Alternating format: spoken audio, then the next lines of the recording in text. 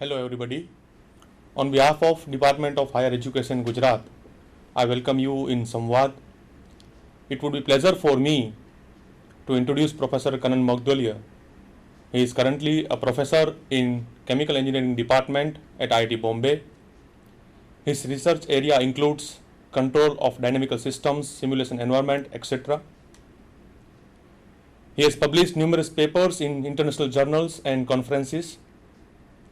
He is the author of book Digital Control, published by Wiley InterScience. He headed the various positions at IIT Bombay, including the head Center for Distance Engineering Education Program at IIT Bombay. Today, he is with us and he will give a talk on Scilab, which is a mathematical computational software and open source. Thank you. Please. Thank you. Good morning. So I would like to give a brief introduction to Scilab, a computational environment. What I have is, I have some slides also, so I will use both of them. The outline of this talk is as follows. Simulations, ease of computations, accuracy in calculations, calculations using Scilab, benefits of open source software, and of course I would like to conclude this talk with the various efforts that are happening to promote Scilab. So first of all, I would like to begin with the importance of modeling and simulation. Here is a photograph of Galileo spacecraft. Okay. This was an unmanned spacecraft launched by NASA to study Jupiter and its moons. It was launched in October '89. It arrived in Jupiter after 6 years. Okay, it worked for 8 years. It transferred lots of distance, consuming lots of fuel. And the important thing is that there was a necessity that the probe entry should take place in an 8-minute interval. It should happen within 8 minutes, and it had to be decided 160 days in advance. That means really small error is allowed. Fortunately, thanks to all the calculations that happened, it entered 14 seconds earlier, and the error was extremely small. It traveled 2.4 billion miles in 6 years, missed the target at Jovian moon low by only 67 miles. What is the reason? It is all due to modeling, mass balance, energy balance, momentum balance, control laws, etc. So it is important that we want to do really good models. We could not have done all of that without modeling and simulation. Another example, closer to home, Jamnagar refinery of Reliance Industries. It produces 660,000 barrels per day. It is the largest single stream greenfield in the world when it was created, and it was completed in a record time of 36 months, 40% cheaper than comparable producing refineries. And interestingly, this had no pilot plant, all due to mathematical models. It used simulators, used mass, energy balance, thermodynamics, and control. All right. So with this, I have given a brief motivating explanation as to why we should use mathematical models. The next thing is, if we want to do all this accurately, we need to have good software tools, good simulators. And here I would like to start with Scilab. Scilab is a great software tool. I have used this extensively. The book that Anil mentioned about digital control, I have solved all the problems using Scilab. In fact, after this talk is over, you will realize that it is useful for most of the calculations that you would need in, in the areas of control, linear algebra, signal processing, image processing, differential equations.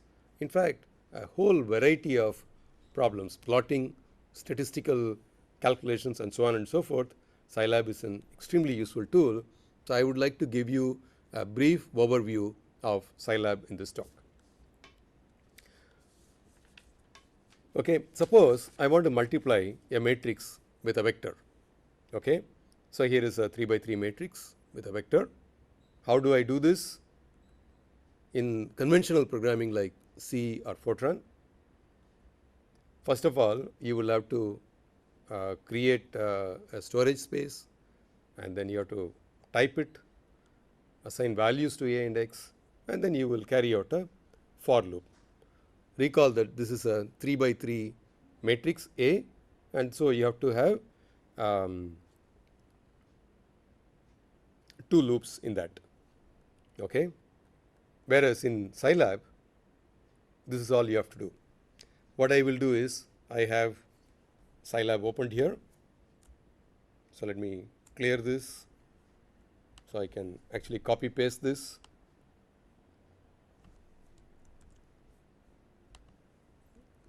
So I have created A matrix. I can of course say what is A.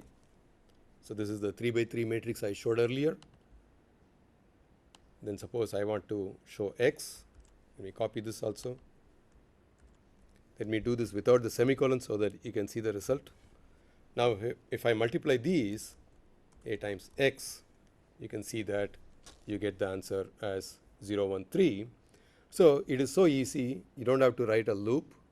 You don't have to create a dimension. You just type this statement. For example, A statement was, A was created just like this, right? We didn't create storage space. We didn't say that it is double precision and so on and so forth. Scilab automatically understood. Okay, let's get on with this. Children who are studying even 11th standard and 12th standard do this important calculation, namely elementary row operations. Okay, so let us take this matrix A, and then suppose I want to make this entry 0 in elementary row operation. What you would do is, you would take a particular element, and then you pivot it. Around that you would make that 0. So let us first do this. Let me just take A of, so suppose I want to use this entry to 0 this entry and also 0 this entry. So first thing that I would do is A of, when I say that, what I mean is A of first row equals A of first row divided by 3. When I do that, you see that, okay, let me make this slightly bigger here. Okay. All right, you're not able to see all of it. So nevertheless, you can see that first and second columns are here, third column is here. Now what I want to do is, I want to use this entry to make this 0. So how do I do this? So I say that A of second row is A of second row minus, I'll have to subtract the first row. So you can see that this has been made 0. So it is extremely easy to do. So what we will do, what the faculty member would do while teaching this, will say, take the second row, subtract the first row from that. In Scilab, that's what you do. You don't have to write complicated programming. Okay, now what I will do is I'll just go and do most of the calculations through this presentation. In Scilab, it is easy to do calculations. You can add numbers. For example, I add 4, 6, and 12. Okay. I can also assign values to this. For example, if I say A equals 4, B equals 6, C equals 12, it will echo the values of A and C, doesn't echo the value of B because I put a semicolon. Okay. And of course, I can calculate A plus B plus C. It will add the three numbers and give me 22. Okay. So I'll skip this. It is easy to create vectors in Scilab. For example, I can say that x goes from 1 through 5. It will say 1 through 5. I can also say that x goes from 0 to 5. So it says 0, 1, 2, 3, 4, 5. And suppose I want to multiply this, for example, the way I have done here, I can also say x equals 0 to 0 in increment of 0.2 to 1. It has created this vector called vector that has 6 entries. So I can multiply this now by pi.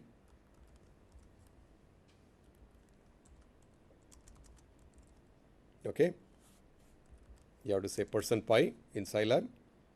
So what it does is 0 times pi, 0.2 times pi, 0.4 times pi, and so on. In fact, this whole vector now is multiplied by pi. I get this. I can also calculate sine of the whole vector, for example, by saying y is equal to sine of x. So it has calculated this, right? So here I have done it for longer vector, so it takes more space. You can append vectors. For example, here I have said something like A equals 1 through 5, B equals 1 in increments of 2 all the way up to 9. So when I say increment of 2, what it does is 1, then incremented by 2, so it becomes 3, then 5, then 7, up to 9, because I said that go up to 9. Now it is possible to extract, select parts of this.